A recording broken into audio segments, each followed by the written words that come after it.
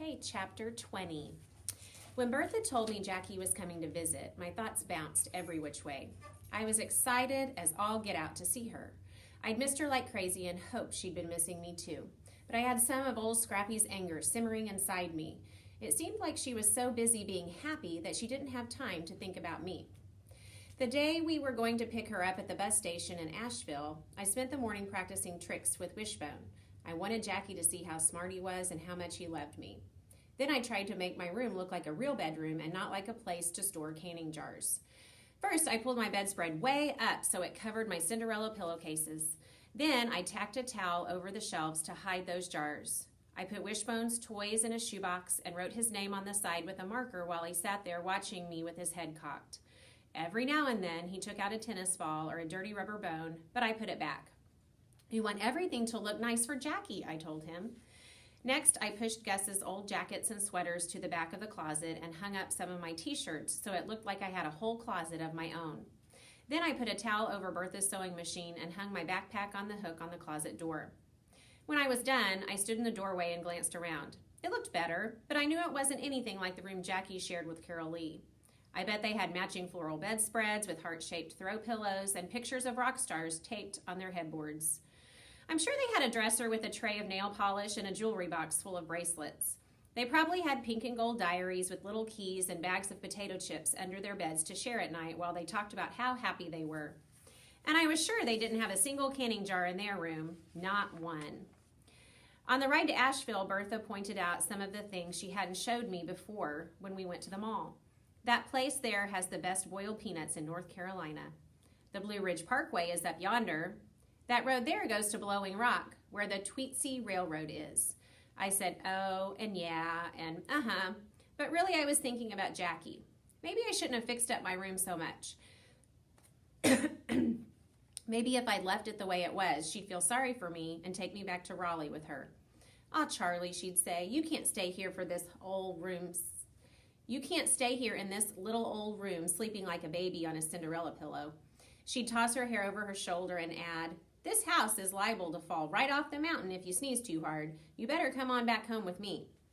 While Bertha told me about the mile-high swinging bridge on Grandfather Mountain, I thought about me and Wishbone at Carol Lee's house. But then I started to worry. What if Carol Lee's parents didn't like dogs?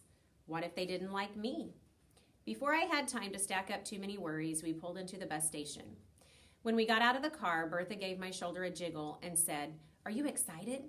"Sort of," I said, but the truth was my insides were swirling like crazy. We sat in a row of sticky vinyl seats and waited for Jackie's bus to get there. Bertha chatted with some woman who had a bunch of wild kids running around the bus station. Once they tipped over the newspaper stand, and she didn't even say anything.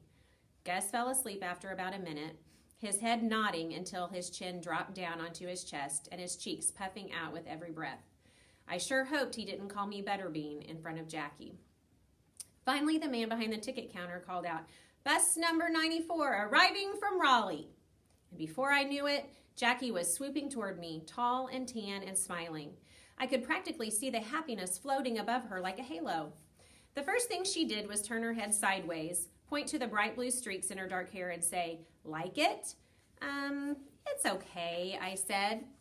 Scrappy had a hissy fit, she grinned. "But you know what I say?" She tossed her head over her blue streaked hair swished back over her shoulder. "I say, who cares? Because this is the new me." The new me? What did that mean? Was that like a new life? Maybe Jackie had gone and found herself a new life like Mama had tried to do all those years ago, a life that didn't include me. On the ride back to Colby, Jackie and Bertha jabbered away like they'd been best friends forever. By the time we got home, they had every minute of every day planned out. Bertha was going to teach Jackie how to fry chicken and sew a zipper in a skirt. They were going to visit the thrift shop over in Fairview to look for a football jersey Jackie needed for a play she was in at Carol Lee's church. They were going to pick squash in the garden for Jackie to take back to Raleigh, and Bertha was going to share her super secret recipe for squash casserole with cream of mushroom soup. On and on, jabber, jabber. Hello, I thought. What about me? Anybody want to do something with me? Bertha must have read my mind or noticed my slumping shoulders, because when we got out of the car, she said, And I bet Charlie's dying to show you around Colby. She knows every nook and cranny now. She winked at me. Right, Charlie? I guess. And you just wait until you see Wishbone, Bertha said. As soon as we got inside, Wishbone came leaping toward us, ears flapping and tail wagging. I knelt down and let him lick my face. Ew, Jackie said. Don't let a dog tongue get in your mouth.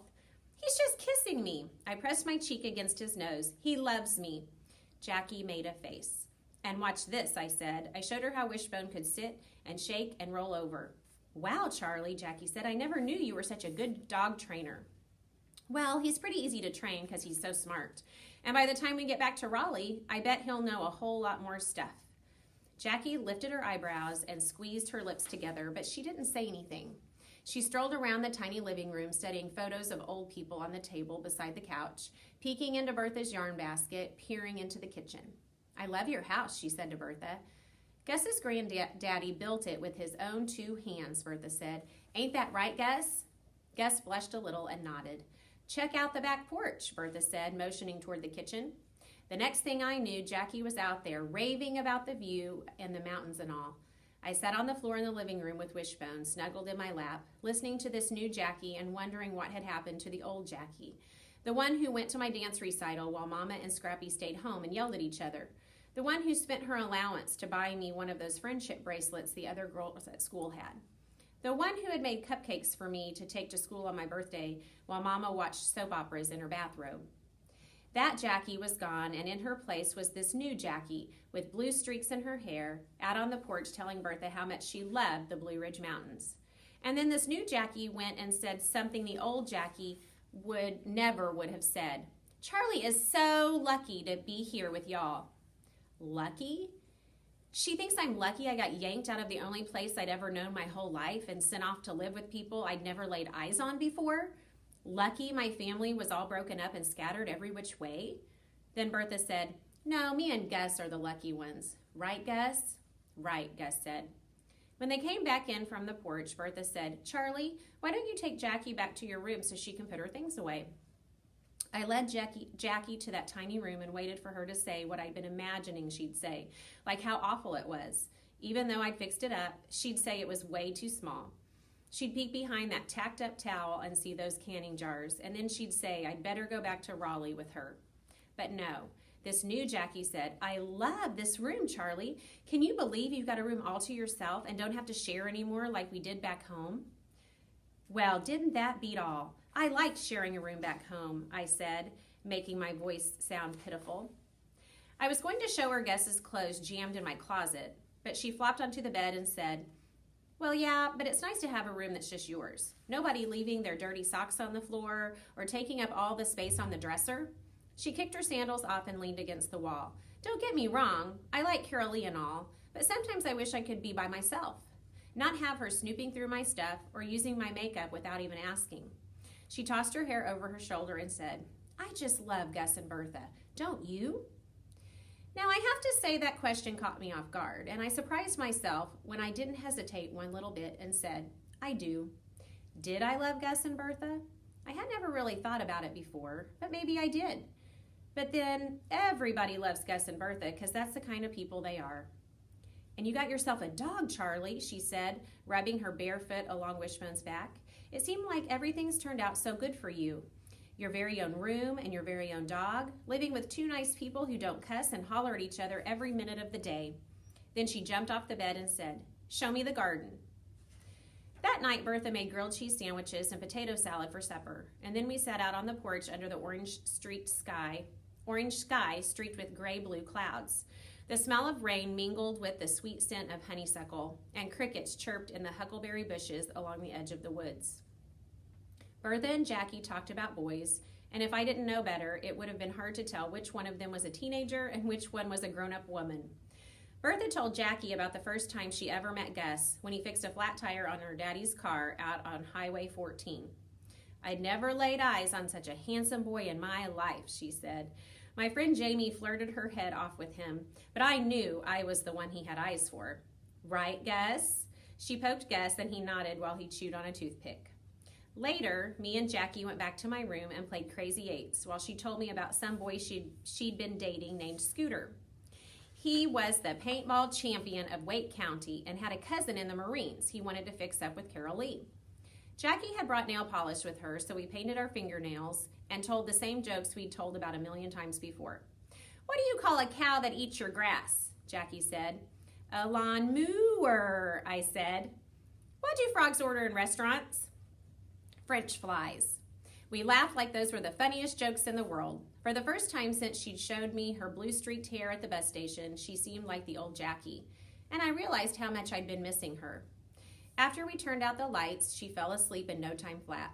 Her soft snoring drifted through the air, reminding me of all those nights we'd shared in our room back home. I thought about how we laid there in the dark and listened to Mama and Scrappy fussing and fighting. When I was little, sometimes I'd crawl in bed with Jackie and she would sing right in my ear so I couldn't hear the mean words they hurled at each other.